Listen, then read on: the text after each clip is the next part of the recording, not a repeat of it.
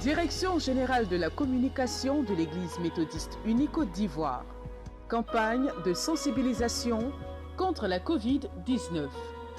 Église méthodiste unie Côte d'Ivoire. Peuple de Dieu, population vivant en Côte d'Ivoire. Que tu crois, que tu doutes, la Covid tue. Respectons les mesures barrières, car nos vies en dépendent. Stop, Covid-19.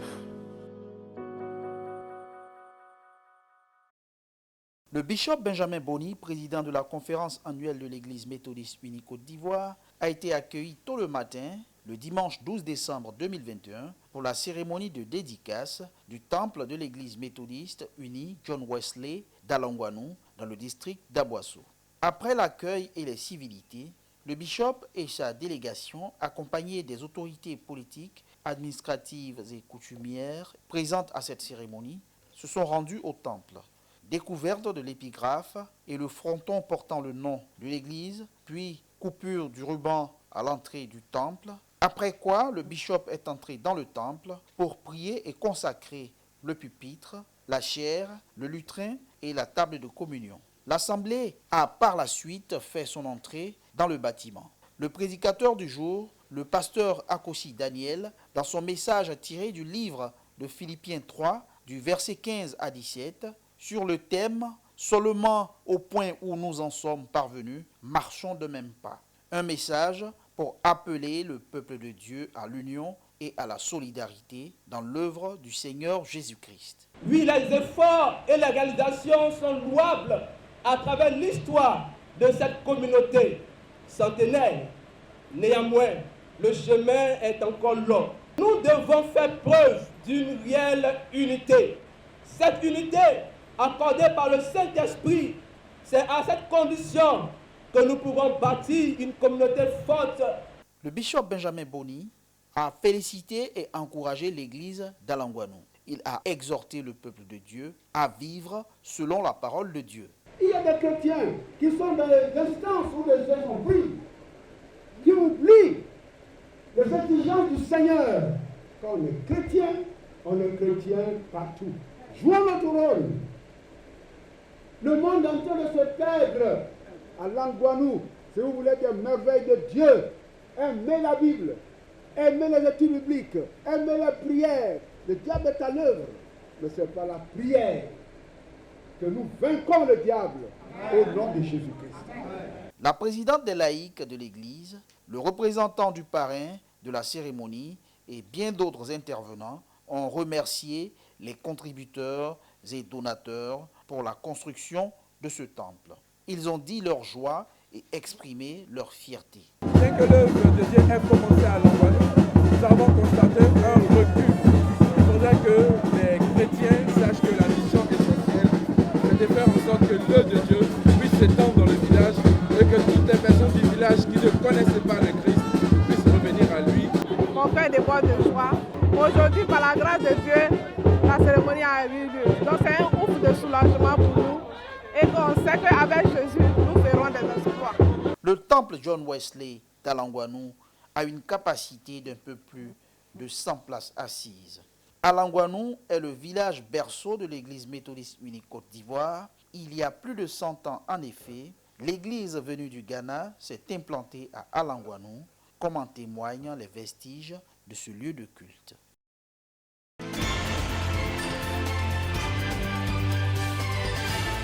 Quel est le nom que vous avez bien voulu donner à ce temple comme symbole de la présence personnelle et vivante de Dieu au milieu de ce peuple?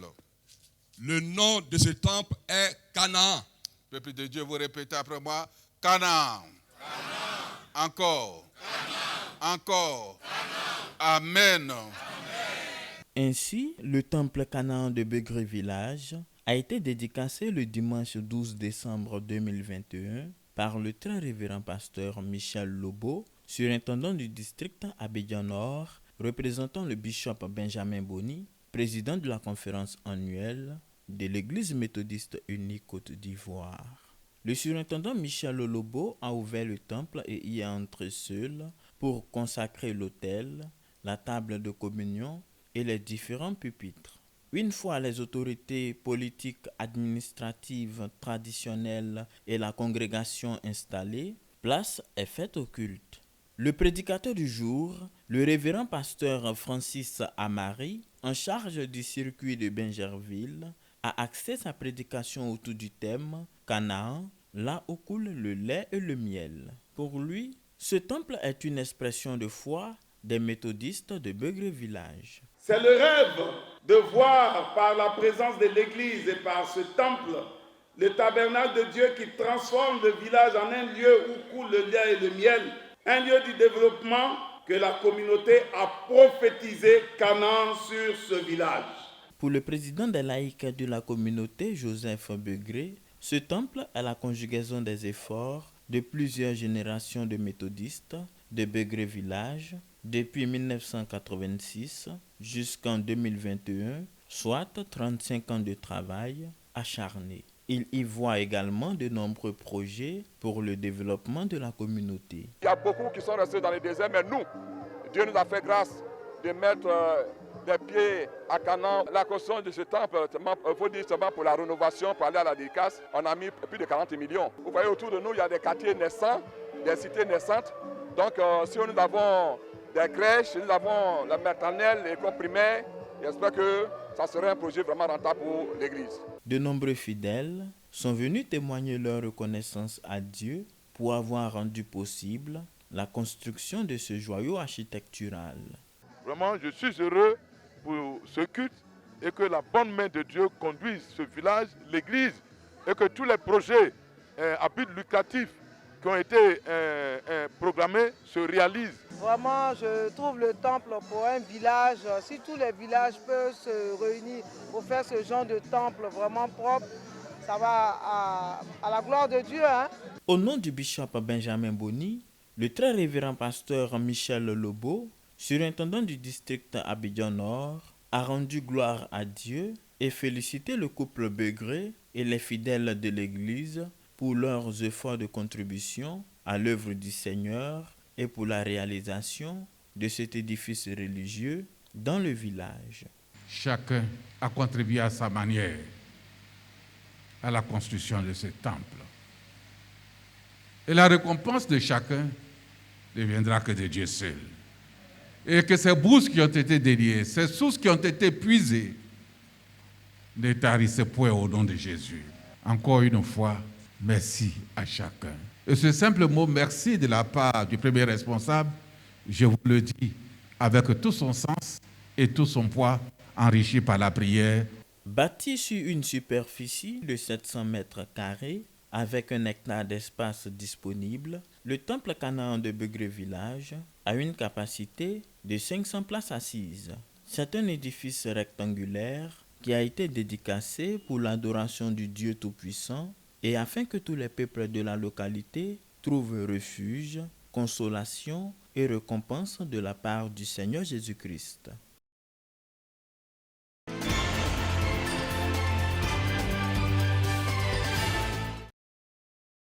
La révérende pasteur Lydie Esso, épouse Série, a été officiellement reçue à Kpass, dans le district de Dabou, pour son culte d'action de grâce, le samedi 11 décembre 2021.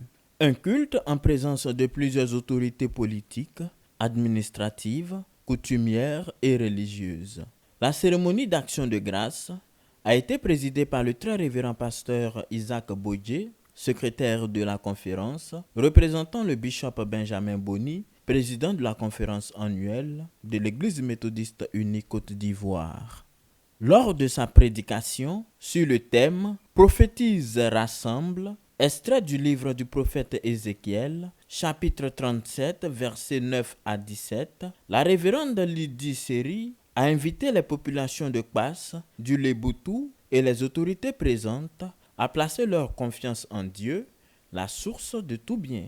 Elle a également prophétisé l'unité entre les fils et filles de Kpass et de la Côte d'Ivoire, non sans oublier la mission de restauration des peuples. C'est à nous que Dieu confie la mission de restauration de notre famille, de notre village, du Léboutou et de la Côte d'Ivoire. N'attendons pas une nouvelle génération.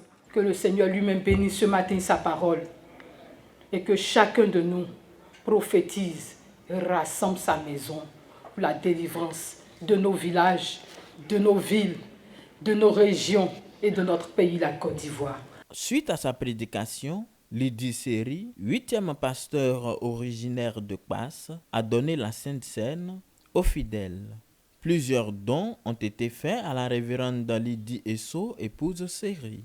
Environ 15 millions de francs CFA, un terrain de 500 mètres carrés, plusieurs robes de pasteur, une machine à laver, une cuisinière, un véhicule tout neuf de type 4x4 et d'autres dons en vivres et non-vivres. Le ministre-gouverneur du district d'Abidjan, Robert Begré-Mambé, et son homologue, le ministre-gouverneur du Béret, la présidente des laïcs de l'Église méthodiste unie Jubilé de Cocody, originaire de Kpass, ont salué et encouragé la révérende Lydie Seri dans sa noble mission de porteuse de la bonne nouvelle. Les structures méthodistes du district de Dabou, les populations du district d'Abidjan Nord, Abidjan Sud, de Yopougon, de Gagnoa sont venues nombreuses, se réjouir avec la pasteur et Lydie. De nombreux témoignages ont été entendus. Au nom du bishop Benjamin Boni, le très révérend pasteur Isaac Bodier a remercié toutes les autorités ayant pris part à l'événement. Il a exhorté la révérende Lydie Esso, épouse Seri, à œuvrer davantage pour le Seigneur Jésus-Christ. Lydie a reçu sa vocation au séminaire de Porto-Novo en 1982. C'est en 1982 que dans ce séminaire, elle est née. Et aujourd'hui, elle est devenue pasteur de l'Église méthodiste unie Côte d'Ivoire. Elle ne voulait pas ce ministère, mais Dieu l'a maintenue.